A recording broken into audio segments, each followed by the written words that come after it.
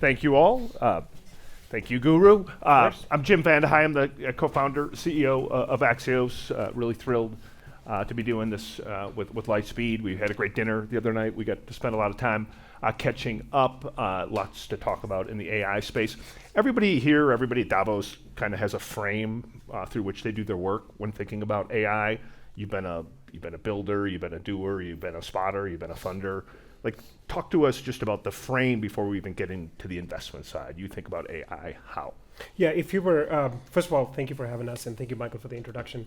Lightspeed, just taking a step back to share with you a little bit of where we're coming from. We're a $30 billion asset manager. We operate globally across multiple sectors and multiple stages.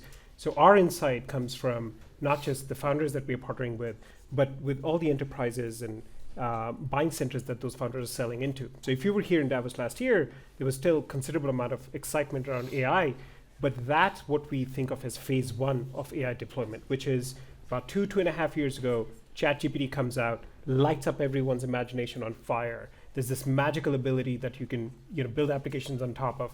Founders started furiously building with it. Lots of funding went in, and over the last 2 years, we've seen some really, frankly, magical products in productivity, in automation, and other fields. Now we're moving into what we think of as phase two of this deployment, which is really capitalizing on the benefits of this in a day-to-day sense at the enterprise level as well as in consumer level.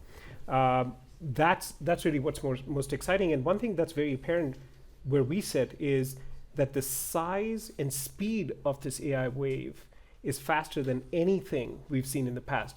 Lightspeed, we've been around 25 years. We cut our teeth in the internet wave, invested behind mobile, invested behind cloud, and as Michael pointed out, we've been investing behind AI for the last 10, 12 years. The size of this wave supersedes the size of the internet, mobile, and cloud waves combined, and here's really why. Of course, AI will reconfigure the $900+ billion spend on enterprise software. That's a given. What is more exciting is AI enables technology for the first time to access the services market. That's a $3 to $4 trillion market that so far has not really meaningfully been touched by technology. And so the size of this wave is much larger. And to share with you the speed, we've never seen revenue growth like this. If you look at NVIDIA circa 2020, that's about a $10 billion top line. By 2024, it's $60 billion top line. We've never seen growth like this in public markets. And it's not just that layer.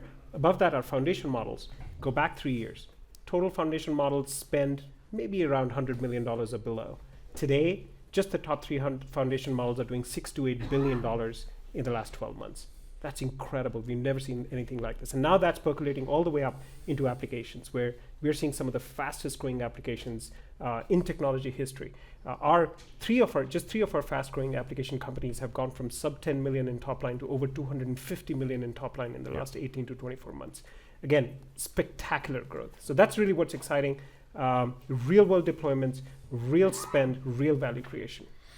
A lot of hype, there's a lot of hope, there's a lot of fear, right, around AI. It does feel like there's something in the water the last 3 months in terms of talking to the different companies and the advancements and sort of even blowing through their own expectations of where they'd be heading into 2025. You're in Anthropic. Talk about that. Like, you've got this lens into Anthropic, a massive company, building one of the core foundational models. Like, what have you learned? Why Anthropic? It's such a privilege to partner with that team. One of the best teams in the business, amazing researchers. More importantly, what a mission. It's a very mission-oriented team that is just focused on building technology, not just for building technology's sake, but building it in a way that it serves humanity with the right safeguards, with the right guardrails, with the right level of explainability and interpretability as to why AI is doing what it's doing. So we partner with them early in their journey, and we've seen their execution. It's been spectacular. Today, if you look at the leading model that developers build on top of and enterprises build on top of, in spite of all the excitement in the market, it would surprise you if you look back for the last 3 or 4 quarters, there's been one model right at the top. It's Claude 3.5 Sonnet, which has been right at the top and the model of choice. So the execution has been great. And what we like, given our enterprise roots, is just the focus on how to build AI in a way that is consumable by enterprises. So we're very excited to be part of their journey. We're looking forward to building. You and I were talking about kids and how you even think about AI in this next period. And most of the companies you're looking at would either be an AI company AI adjacent or maybe AI inspired or AI enabled for that next generation. How do you, like, everyone in this room cares about that. Like, how do you think about those different spaces that aren't necessarily just a foundational model, but the things that will flow from it? So, venture capital is a business of finding where there's fast moving water and technical innovation, finding then the teams that are going to take advantage of that step function change in technology and address large markets. So as such, if you look at where we've been focused over the last year, 2 years, 3 years, it's primarily been AI. So almost 100% of what we do is in fast moving parts of the market, and that fast moving part of the market is AI today. So we invest across all 3 major tiers of AI. We invest at the infrastructure tier, that's where the partnerships with Anthropic and Mistral and other foundation model companies like Pika and Suno and skilled and embodied robotics comes in. We invest at the tooling layer in evaluations, observability, compliance, auditability, how to make sure that developers can build with these new tools. And we invest in amazing application companies like Glean, which is an enterprise search tool, a Bridge, which is completely changing how doctors and patients interact, Even Up, which is changing how legal firms do their work, and many, many others that are some of the fastest growing companies in our portfolio. So for us, it's not about are we investing in AI or what percentage do we invest in AI. For us at this point in the cycle, AI is just a detail. Right. Everything is impacted by AI. And in the same way that, about 10 years after the internet, we stopped talking about internet per se. And 5, 6, 7 years after mobile, we stopped talking about mobile. And 5, 6, 7 years after cloud, we stopped. In the same way, AI is just everything is going to be built with AI. So, we don't track it as AI or non-AI. Almost everything we do is impacted by AI today. You and I had a fun conversation about risk, and that part of your job is to be a risk taker. One of the things I think everyone in the room thinks about when they're thinking about either their own company or potential investments is just at what point can these models just go and reproduce the companies that you might be funding or founding, or that we might be funding or founding? How do you think about that? How do you think about that dimension of risk at this moment? It's a good question. So risk is measured across various dimensions, right? So the kind of risk we think about is what is the market opportunity, and how will this founding team execute to that market opportunity? Yep. Will they be able to capture this entire market opportunity or not? Which is a different kind of risk than what you're talking about. When it comes to evaluating that risk, that really depends on, as Lightspeed, are we partnering with the absolute best teams in the ecosystem that are executing or not? What you're talking about is a different kind of risk, which is the risk of change. Our core belief, and maybe we are red-pilled on AI, but our core belief is that the pace of innovation in AI will continue to accelerate. That has been the case over the last 4 or 5 years. It will continue to be the case.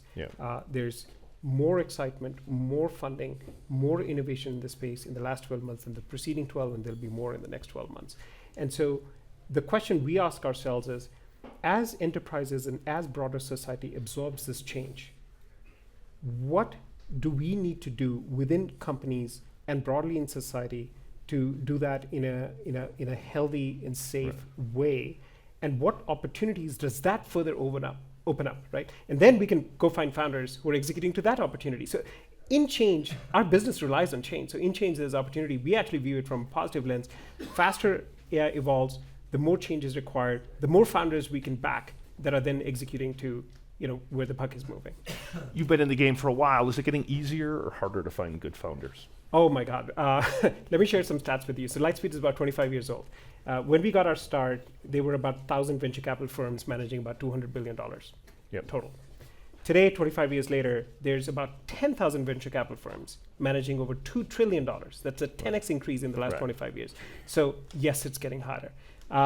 But in some sense, it's also getting easier. We've built an amazing platform over the last 25 years. We've earned the right and the trust of being able to partner with some great founders. Just to give you an example, last year, one of the very few technology IPOs was a cybersecurity company called Rubrik. We were the first check writers. We were the largest investor in Rubrik, and we invested across their entire 10, 12-year journey into the public markets.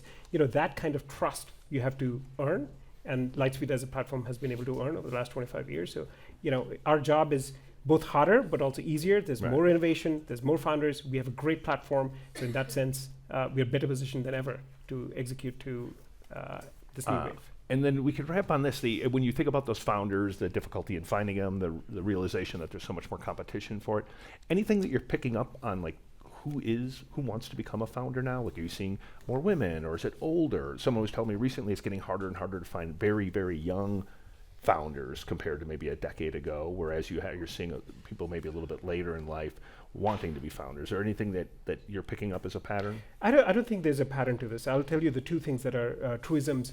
The one truism of the venture capital business is the moment there's a pattern, arbitrage is gone, which means it's no longer a pattern. Right. So we try and stay away from patterns. What we look for is what we think of as founder market fit. Is this founder best positioned to execute to this market? Perhaps it's a consumer application that sells into teenagers. God knows I don't know anything about that market. Yeah. But perhaps it's a semiconductor company that's going to sell to other systems companies that will build great data centers. God knows I know a lot about that market. Right. And so it really depends on how much experience the founder has in that space, where they're coming from, do they have a unique insight, do they have the ability to execute to that insight. The one thing that hasn't changed in our business in 25 years is the founders who are successful have unique insights. They know what they're talking about. They've thought deeply about the business they want to build, and they execute like hell. They really are intense at every day, one step in front of the other. It's like that note that famously Elon Musk sent out to the Twitter leadership when he acquired Twitter or X. It's like, what have you gotten done last week? And most founders we work with exhibit that propensity to just execute relentlessly. Love it. Appreciate it. Thank you very much. My pleasure. We will